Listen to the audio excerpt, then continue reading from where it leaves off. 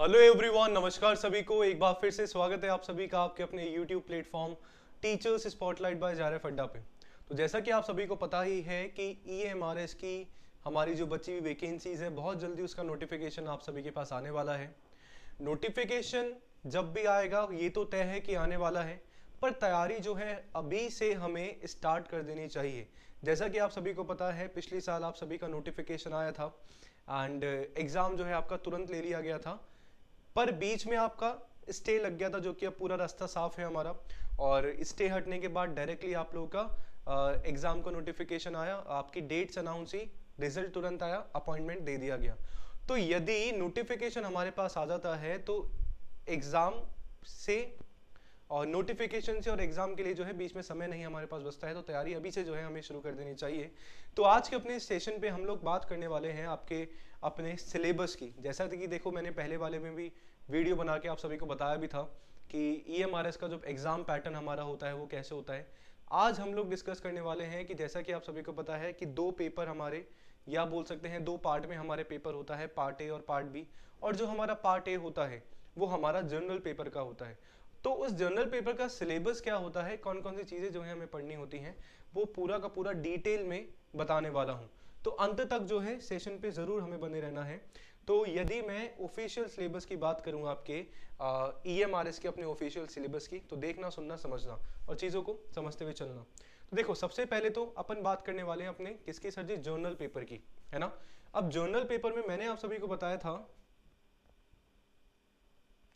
कि हमारे पास सब्जेक्ट्स होते हैं।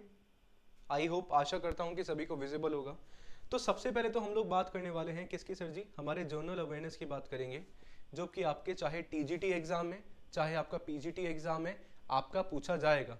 जर्नल अवेयरनेस में आपके कौन कौन सा पूछा जाएगा सर जी। जर्नल अवेयरनेस आप सभी को पता है अपने आप में बहुत वास्ट उसका सिलेबस होता है, जिसमें हमारी हिस्ट्री आती है, ज्योग्राफी आती है, पॉलिटी आती है, कॉन्स्टिट्यूशन से आता है, थोड़ी सी इकोनॉमिक ऐड कर देते हैं, साथ में हमारे करंट अफेयर्स भी आते हैं। और करंट अफेयर्स कौन से, जो आपके एजुकेशन फील्ड से हैं।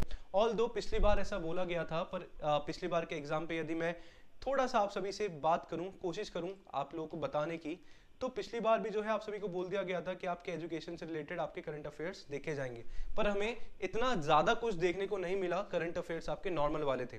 तो इस बार जो है हम लोग ध्यान में रख सकते हैं कि हमारा जनरल अवेयरनेस तो है ही, जो भी सारे बाकी एग्जाम के लिए हमारे क्वेश्चन आते हैं, साथ में करंट अफेयर्स पे थोड़ा सा हमें फोकस करने की इस बार ज़रूरत है। ठीक है, जो आपका रहता है। नेक्स्ट यदि मैं आप सभी से बात करूं हमारे रीजनिंग की, जो कि आपके टीजीटी और पीजीटी में अलग अलग नंबर की है ना। मैंने आपको पहले वाले सेशन में बताया भी था। रीजनिंग की यदि बात करूं तो बढ़िया अच्छे खासे हमारे पास क्वेश्चन आते हैं। यदि एमआरएस का पेपर आप लोग देखेंगे, ऑल तो बहुत जल्दी मैं सेशन पे आपके इसके अपने चैनल पे ही करवाने वाला हूं। तो टॉपिक से एक बार अपन देख लेते हैं कौन कौन से टॉपिक से हमारे क्वेश्चंस बनते हैं। सर जी, आपके पजल और सीटिंग अरेंजमेंट से आपके क्वेश्चन आते हैं। पजल और सीटिंग अरेंजमेंट के जैसे हमारे क्वेश्चन आते हैं, मैं आप सभी को बताऊं कि वो टेबल वाले जो क्वेश्चंस हमारे आते हैं, मान लो ये राउंड टेबल है, 8 जने जो है टेबल के अंदर मुंह करके बैठे हुए हैं, फिर हमें जो है पजल इसकी बनानी होती है सीटिंग अरेंजमेंट वाली। ठीक है जी। तो वैसे क्वेश्चन आपके अभी प्रीवियस पेपर में भी देखे गए हैं और ऐसे हमारे एग्जाम में आते भी हैं। तो सिलेबस में हमें सबसे पहले तो वो करना है, डेटा सफिशिएंसी के क्वेश्चन हमारे पास आते हैं, स्टेटमेंट आपको दे दिए जाते हैं, स्टेटमेंट बेस्ड क्वेश्चन आते हैं, वर्बल रीजनिंग जैसे आपका इनइक्वालिटी हो गया, 100% क्वेश्चन आता है, blood relation, sequence in series का, डायरेक्शन टेस्ट का आपका, और साथ में असर्शन रीजन और आपके वेन डायग्राम से क्वेश्चन आपके, मतलब बोल सकता हूं कि जो आपका दिया हुआ है ना पूरा क्वेश्चन पेपर जो है आपके वहीं से घूमता है। आपको यदि विश्वास ना हो तो आप पिछले साल का या पिछली बार का जो है क्वेश्चन पेपर एक बार उठा के जरूर देखिएगा। एक हमारा सब्जेक्ट इसमें एक और ऐड हो जाता है, आईसीटी, नॉलेज ऑफ आईसीटी, जिसको हम कंप्यूटर बोलते हैं। तो आईसीटी अब हमें इतना लेवल वाला नहीं पढ़ना होता है। बेसिक क्वेश्चन जो है आपके आईसीटी के आते हैं, जैसे कंप्यूटर फंडामेंटल आपके कंप्यूटर सिस्टम का, बेसिक ऑफ ओएस आपके ऑपरेटिंग सिस्टम का, MS office, keyboard shortcut keys आपकी आती हैं, इंपॉर्टेंट ऑफ कंप्यूटर टर्म्स आपके, एब्रीविएशन यानी कि शॉर्टकट जैसे आपके फुल फॉर्म वगैरह आ गई। ठीक है जी। आपके कंप्यूटर नेटवर्क के बारे में, साइबर सिक्योरिटी और आपके इंटरनेट के बारे में जो है चीजें जो है आप सभी से पूछी जाएंगी। नेक्स्ट हमारा हो जाता है इंपॉर्टेंट चीज है टीचिंग एप्टीट्यूड। कोई भी एग्जाम के लिए teaching aptitude that is very important point, 10 number का जो है आपसे पूछा जाएगा टीजीटी पीजीटी का।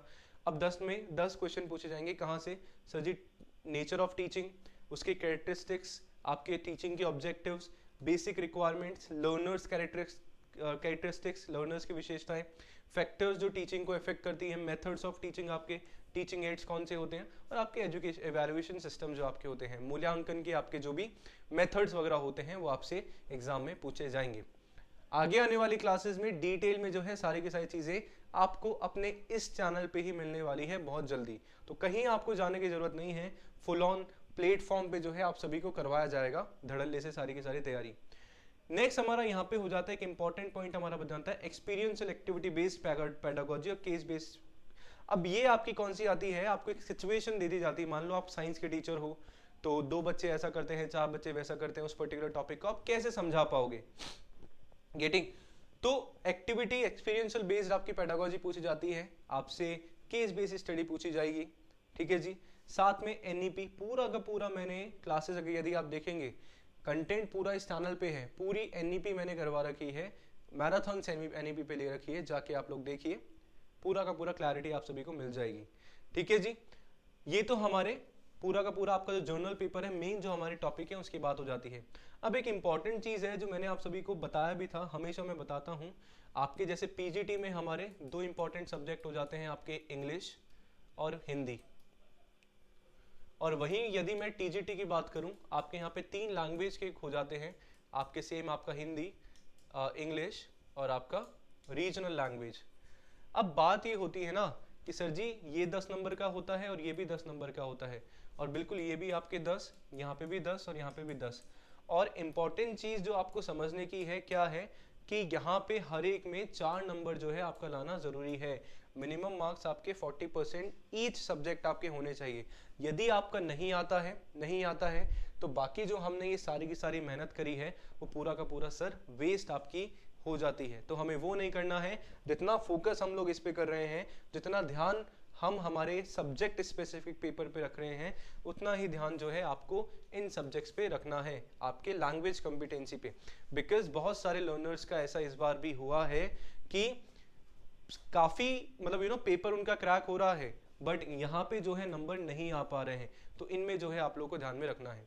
इसके अलावा जो भी डाउट होता है तो आप कमेंट सेक्शन में मेरे को पूछ सकते हैं, डेफिनेटली ट्राई करूंगा मैं आपका सभी को आंसर देने का, ठीक है, जो भी आपके डाउट है। और इस सिलेबस में अगर कुछ आपको और कुछ पूछना है तो भी आप कमेंट करके बता सकते हैं, और बता भी दीजिएगा कि सिलेबस समझ में आया नहीं आया। बहुत जल्दी क्लासेस जो है शुरू करने वाले हैं, तब तक के लिए बने रहिए टीचर्स स्पॉटलाइट बाय जारे फड्डा के साथ। धन्यवाद।